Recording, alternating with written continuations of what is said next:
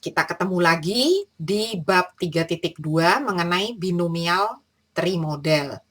Nah, model ini sebenarnya merupakan model yang sangat penting dalam pergerakan harga saham, ya.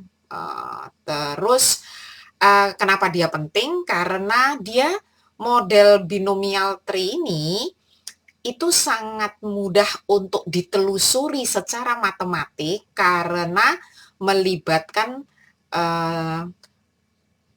jumlah parameter yang sedikit dan mengasumsikan adanya struktur sederhana yang sama di setiap node-node tree-nya, ya, node tree dari harga saham ini. Nah, selain itu, dia itu walaupun dia tuh cukup sederhana, dapat menangkap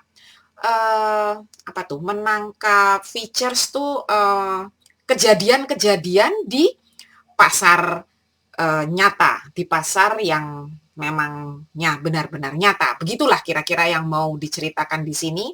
Kenapa model binomial tree itu penting.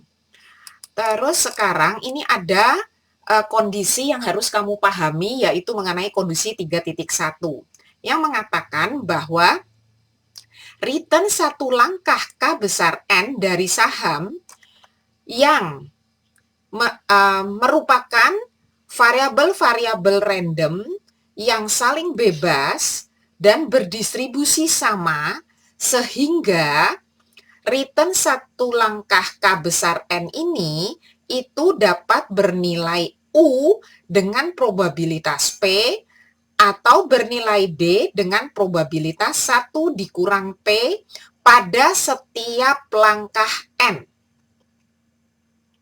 Ya, dengan nilai D-nya itu lebih besar dari min 1, lebih kecil dari U, dan P-nya itu lebih kecil dari 1 dan lebih besar dari 0. Nah, kondisi ini akan menyebabkan harga saham SN dapat bergerak ke atas atau ke bawah dengan faktor 1 plus U, ini kalau yang untuk bergerak ke atas, atau dia dapat bergerak turun dengan faktor 1 plus D di setiap langkahnya. Gitu. Oke, nah ini kenapa dia begini kalimat ini? Coba deh kamu buka formula return satu langkah terkait dengan harga saham di N. Itu rumusnya apa gitu ya. Terus karena KN bisa bernilai U atau D, kamu substitusikan nih harga keduanya, bukan harga kedua, satu per satu, nanti kamu bisa lihat deh, bahwa harga saham itu bisa bergerak ke atas dengan faktor 1 plus U, atau bergerak turun dengan faktor 1 plus D di setiap langkahnya. Kemudian, pertidaksamaan ini itu meyakinkan bahwa semua harga saham SN akan positif jika S0-nya itu positif. Gitu. Misalkan R adalah return dari investasi bebas risiko di satu langkah yang berukuran R. Jadi untuk satu langkah ke depan yang berukuran R, tau, ya. Jadi ukuran langkah itu tau. Untuk satu ukuran langkah ke depan itu tau. Return dari suatu investasi bebas risiko, misalnya besarnya R. Gitu.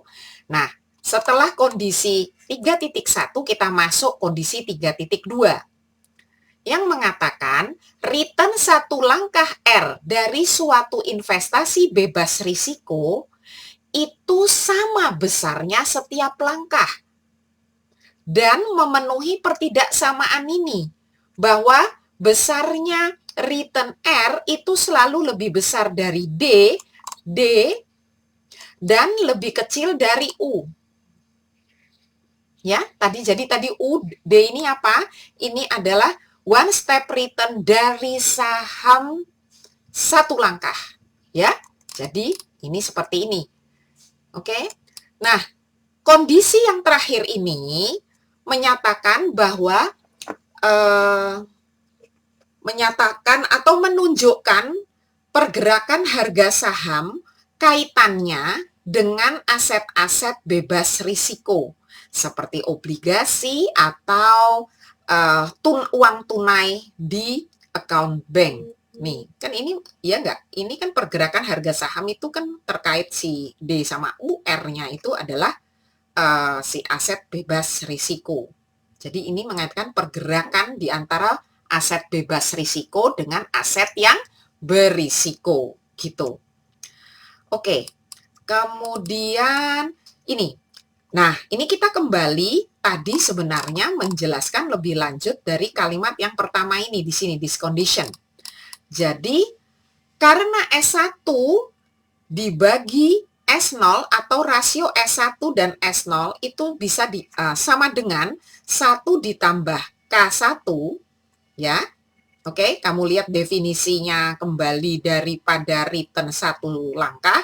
Maka kondisi 31 ini, 3.1 ini, ya, kondisi 31 ini menghasilkan bahwa variabel random S1 dapat memiliki dua nilai yang berbeda.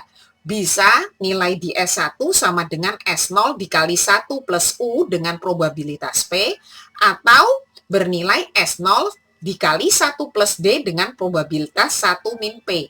Jadi kamu lihat di sini, ini itu tidak lain adalah menyatakan ini, bahwa harga saham SN dapat naik dengan faktor 1 plus U.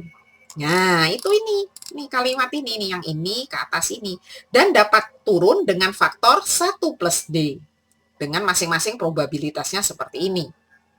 Oke, nah ini ada latihan. Kalau minggu lalu bilangan ganjil, sekarang kamu harus mengerjakan yang bilangan genap. Yang ada di bab 3.2. Oke. Nilai dari SN ini, yang ini kan hanya baru S1 aja kan, dapat kamu diperluas, diperpanjang hingga tidak hanya N sama dengan 1, tapi juga SN. Ya, jadi di-extend, ya, ini. Jadi kamu harus kerjakan dulu nih latihan 3.12 dulu, ini kan baru S2, S3. Nah, ini dapat diperluas untuk mencapai XN, gitu. Ya. Jadi, kalau nanti kamu sudah paham ini yang untuk bagaimana menghitung S2, S3, nanti bisa masuk ke yang ke SN ini.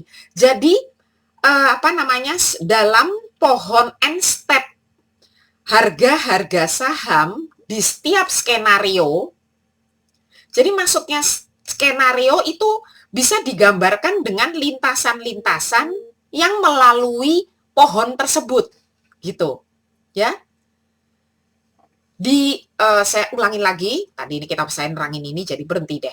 Oke, saya ulangin lagi. Jadi dalam suatu pohon N-step dari harga-harga saham di setiap skenario yang mengandung dengan tepat I ke atas, jadi yang banyaknya harga saham yang ke atas tuh ada I kali, dan yang turun, harga sahamnya yang turun itu ada N-1 kali, gitu ya.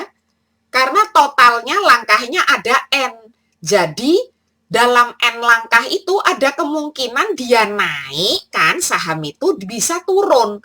Jadi, dalam N step, misalkan ada saham itu naik jumlahnya I, dan turunnya jadi tentu saja N dikurang I, gitu.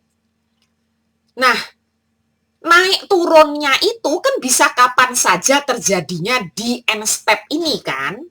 Bisa ke pertama, atau kelima, atau ke N. Jadi, yang penting dalam N step pergerakan harga saham itu ada I kali naik, N min I turun harga sahamnya.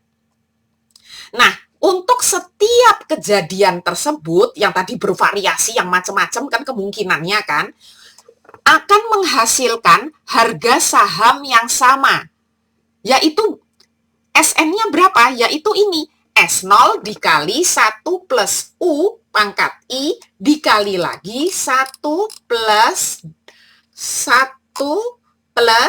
D pangkat N min I.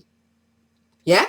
Jadi ini menunjukkan harga aset saham di N, yaitu pasti besarnya ini nih seperti ini. Walaupun tadi saya sudah jelaskan dia bisa naik turunnya itu ada di mana saja dalam N langkah itu. Yang jelas di sini asumsinya ada ada I naik dan N min I turun gitu ya. Oke, saya berhenti dulu di sini, kita sambung lagi nanti.